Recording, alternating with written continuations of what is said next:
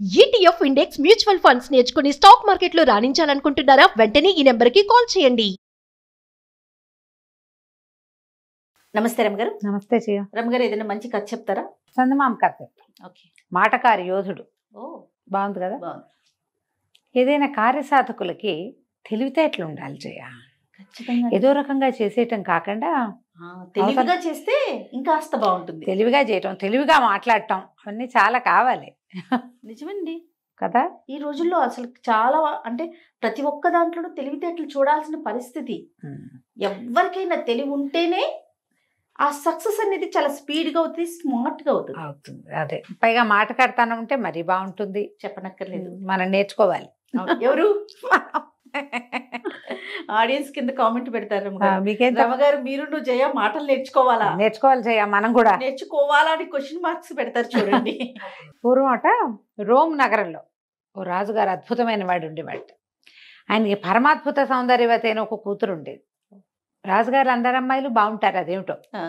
అందులో మీ స్టోరీలో మరీ అందరుంటారు. అయితే ఆ ఊళ్ళో ఒక యోధుడు ఉండేవాడు, భలే పరాక్రమశాలి. అయితే ఆ యోధుడు ఎప్పుడో ఒక్కసారి చూసి యువరాణి ప్రేమలో పడ్డాడు. అవుతుందో అవుదో, ఆవిడ మన సొంతం కాపోవచ్చు, కానీ నువ్వంటే నాకు ఇష్టం అని చెప్పేయాలని ఉంది.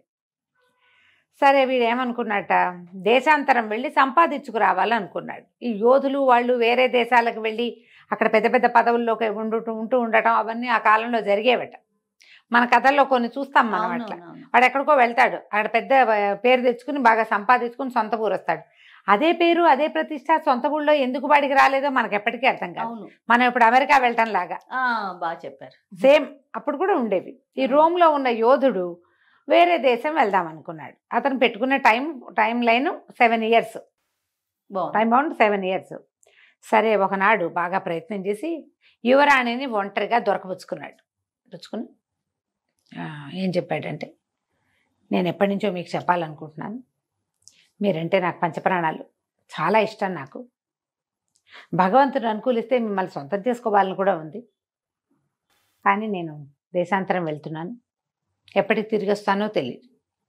భవిష్యత్తు ఎలా ఉండబోతుందో, నాది ఎట్లా ఉంటుందో మీది ఎట్లా ఉంటుందో, కానీ నా మనసులో జనించిన ఈ ప్రేమని తెలియజేయాలనుకున్నాను నేను అన్నాడు. అయితే యువరాణి ఒక నిమిషం ఆలోచించింది, దీర్ఘంగా అటు ఇటు చూసింది, ఒక నిట్టూర్పు విడిచింది. ఇంత మాట చెప్పావు కనుక నేను కూడా ఒక మాట చెప్తా. నువ్వన్నా నాకు చాలా ఇష్టం, అబ్బో, కానీ నువ్వు ఇప్పుడు వెళ్ళిపోతున్నావు, నేనేం చేయను అంతే. అంటే యోధుడు అన్నాడు, సరే నేనంటే నీకు ఇష్టమే కదా, 7 సంవత్సరాల్లో నేను తిరిగి వస్తా.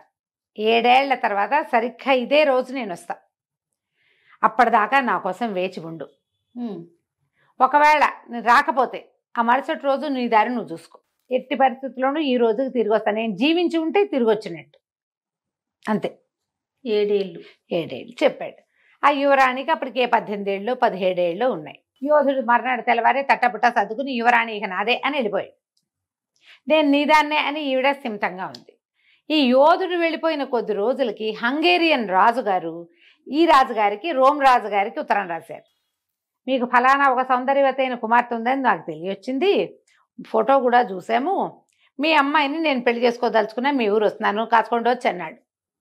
ఈయన ఆశ్చర్యపోయాడు, తర్వాత సంతోషించాడు. హంగేరియన్ రాజు, ఒక రాజు స్వయంగా మీ పిల్లని పెళ్లి చేసుకుంటానంటే ఇక్కడ రాజకుమార్తె అక్కడ ఏమవుతుంది, మహారాణి అవుతుంది. ఆయన సంతోషంగా చంకలు గుద్దుకుని ఆనందంతో కూతురు దగ్గరకు వచ్చాడు. అమ్మాయి, హంగేరియన్ రాజుగారుట నేను పెళ్లి చేసుకుంటాట, మరి ఏం చేద్దాము అన్నాడు. వాడు బాగా ఆలోచించి, నాన్న 7 సంవత్సరాల సమయం, 7 ఏళ్ళ వరకు నేను పెళ్లి చేసుకోదలుచుకోలేదు చెప్పింది. 7 ఏళ్ల తర్వాత ఆయన ఏ రోజు వచ్చినా నేను పెళ్లి చేసేసుకుంటా, 7 ఏళ్ళు నా టైం అనేసరికి అప్పట్లో లేట్ మ్యారేజ్లు సహజమేట. వాళ్ళకేమంత 27 వచ్చింది 31 వచ్చింది లెక్కేం లేదు. సీనియర్ సిటిజన్లు కూడా పెళ్ళిళ్ళు చేసుకునే రోజులు అవి. సరే, రాజుగారు ఉత్తరం రాశారు హంగేరియన్ రాజుగారికి. మా అమ్మాయి ఏదో వ్రతం పట్టిందండి, 7 సంవత్సరాలు కావాలంది, ఈ లోపల ఏమిటో చదువుకుంటానంటోంది, మరి వివాహం అది అయ్యి మహారాణి అది అయిపోయాక అవంతా కుదరవు, కాబట్టి ఈ 7 సంవత్సరాలు మీరు మాకు సమయం ఇవ్వవలసింది, 7 సంవత్సరాల తర్వాత మీరు వస్తే మాకు ఎటువంటి అభ్యంతరము లేదండి అని. రాజుగారు కూడా సరేననుకున్నాడు. ఈ లోపల ఆయన 1-2 పెళ్ళిళ్ళు చేసుకున్నాడేమో. ఈ ఫలానా రోము సౌందర్యవతి అయిన యువరాణి వివాహం మాత్రం 7 ఏళ్ల తర్వాత నాతో జరుగుతుందని ఫిక్స్ అయ్యాడు. 7 ఏళ్ళు గడిచాయి. హంగేరియన్ రాజుగారు రోమ్ యువరాణిని పెళ్లి చేసుకోవడానికి గుర్రం వేసుకుని ఒంటరిగా బయలుదేరాడు. తనే వెళ్ళి తీసుకొద్దాం అనుకున్నాడు. ఈ వెళ్తూ ఉంటే దారిలో ఈయనకు ఒక యోధుడైన ఒక యువకుడు తగిలాడు. మరి దారిలో ఎప్పుడు తోడు ఉండాలి చూడు, ఒకళ్ళే వెళ్ళకూడదు. అవును. ఈ యోధుడు రాజుగారు చేరుకో గుర్రం మీద వెళ్తున్నారు. మీరు ఎటువైపు వెళ్తున్నారంటే రోమ్ అని చెప్పుకున్నారు. అన్ని దారులు రోమ్ వైపే దారి తీస్తాయని నవ్వుకున్నారు. సరే కలిసి వెళ్దాం, కబుర్లు చెప్పుకోవచ్చు, కలిసి వెళ్ళచ్చు, ఏమిటో చేయొచ్చు అని సరేననుకున్నారు. ఇద్దరు కలిసి వెళ్తున్నారు. వెళ్తుంటే ఏమైంది, ఈ అబ్బాయి దిగలేదు కానీ ఒక ఇది వచ్చింది, మాకు చెరువు లాంటిది వచ్చింది. రాజుగారి గుర్రం గబుక్కని దిగేసరికి లోతు తెలియక దబిక్కని ముందు పడింది. రాజుగారి బట్టలన్నీ తడిసిపోయినాయి. ఆ లోతు తెలియలే, దిగింది లోతు తెలియలే. ఇటు యువతలే నుంచున్నాడు యోధుడు. ఇతను ఏమన్నాడు, ప్రభు మీరు ఒక వంతెన తెచ్చుకుని ఉండాల్సిందండి మీతోటి అన్నాడు. అనేసరికి వంతెన ఎట్టా తెస్తారు? ఆయన నవ్వొచ్చింది. ఏమిటో నీ తెలివితేటలు, భలేవాడివి. ఆ వంతెన ఎవరైనా తేగలరా? ఇంత చెరువుని దాటే వంతెన ఎవడు వెంట పెట్టుకు రాగలడు? అదే కదా. భలేవాడిపోయి నువ్వు, ఏమిటో నువ్వు ఎవరో తెలియగలవాడు అనుకున్నాను, నీకేం తెలివితేటలు ఉన్నట్లేవే బొత్తిగా అన్నాడు. ఇద్దరు కాస్త ఒక గుర్రం దిగాక దాని లోతు అర్థమైందిగా. వెనకాల వాడు నిదానంగా దిగి గుర్రాన్ని ముందుకు తీసుకుపోయాడు. పెద్ద వాన వచ్చింది. రాజుగారు శుభ్రంగా తడిసిపోయాడు. తడిసిపోతే యోధుడు అన్నాడు, మహాప్రభు మీరు మీ ఇంటిని వెంట తెచ్చుకుని ఉండాల్సిందండి, ఇల్లు ఉంటే తడిసేవారు కాదు మీరు అనేసరికి రాజు అన్నాడు, మా ఇల్లు ఏమిటి చిన్న ఇల్లు, గుడిసె అనుకున్నావేమిటో, నేను రాజుని, చాలా పెద్ద భవంతి కోట మాది, దాన్ని ఎట్టా వెంట పెట్టుకొస్తాం, నువ్వు మరీ విడ్డూరంగా ఉన్నావు, ఉన్నా కొందుకి నీ తెలివితేటలు తక్కువగా కనపడుతున్నాయే నాకు, భలేవాడిపోయి అన్నాడు. అయ్యింది. ఇంకా ముందుకు నడిచాడు. బాగా కొన్ని గంటలు అయ్యేసరికి ఆకలేయటం మొదలుపెట్టింది. ఏమిటో ఆకలేస్తున్నట్టుంది అన్నాడు. మహాప్రభు నా దగ్గర భోజనం ఉంది, నాతో భోంచేస్తారా మీరు అని అడిగాడు యోధుడు. అదే అలాగే, నాకేం అభ్యంతరం లేదు, మార్గమధ్యంలో ఎవరితోటైనా తినచ్చు, భోజనం చేద్దాం అన్నాడు. ఆ అబ్బాయి ఏదో ఇంత ఫుడ్ పుచ్చుకొచ్చాడు ఆ కుర్రాడు. ఈయన అతను పంచుకుని తిన్నారు. అన్నం తింటుంటే, తిండి తింటుండగా వాళ్ళు ఏవో రొట్టెలో గిట్లో తింటారు ఆ దేశంలో.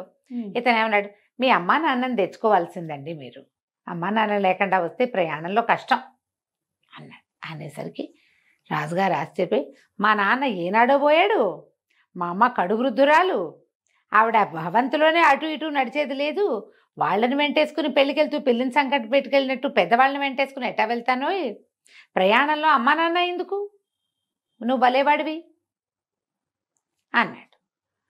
నువ్వు అసలు మూర్ఖుడుగా కనపడుతున్నావు, నువ్వు తెలివిగా లేవు, నీ మాటలు ఏవిను, తెలివి తక్కువ వాడివిగా ఉన్నావు, ఎట్ట బతుకుతావో ఏమిటో నోయి నువ్వు అంటే. ఇతను ఏమన్నాడు, దాందే వదిలేండి, ఎవడి తెలివి వాడిది, ఎవరి రకం వాళ్ళది కదా, మీ తెలివి మీదే, నా తెలివి నాది. రోమ్ దాకా వచ్చారు, మహానగరంలోకి ప్రవేశించారు. ప్రవేశిస్తుంటే ఈ అబ్బాయి చెప్పాడు, బాబు ఇక్కడి నుంచి మన దారులు చేలుతాయండి, మీ దారిని మీరు వెళ్ళండి, నేను 7 ఏళ్ల క్రితం వాలేసి వచ్చాను, దాని పరిస్థితి ఎట్లా ఉందో చూసుకోవాలండి, బతుకుంటే మళ్ళీ కలుసుకుందాం అని రాజుగారికి నమస్కారం పెట్టి వెళ్ళిపోయాడు.